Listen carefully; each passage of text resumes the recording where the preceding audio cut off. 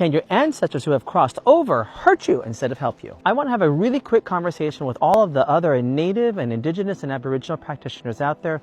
Aloha, I see you, I am one of you. Stop saying that information.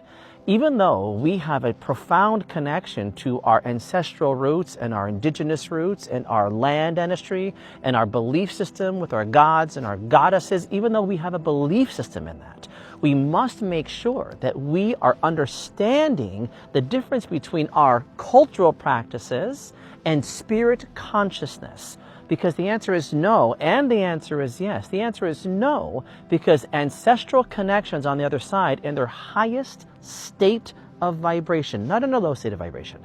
And the highest state of vibration is there to be of assistance, is there to be supportive, is there to be forgiving, is there to be apologetic, is there to be of profound connection to you.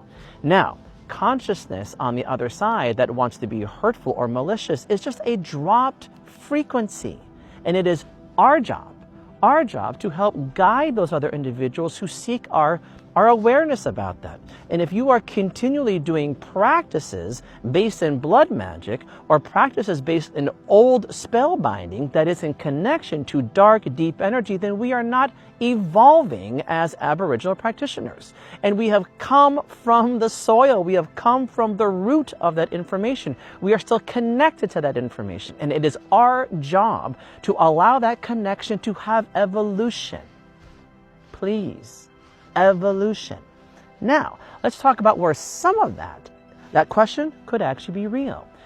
In our ancestral trauma, in the DNA and the cellular network of my body could still have ancestral trauma from my father, my grandfather, my great-grandfather. About 7 generations back, I could still bear the residual consciousness of some of that trauma. So in that form, the DNA being spread through the physical DNA, I could still experience some of those things, but not in spirit form. And it is my job, now not even as a practitioner, my job as a consumer is to say, I have got a duty to keep my frequency so high on my scale of positive and negative emotions, so high that any kind of ancestral communication does not communicate to me in a negative frequency.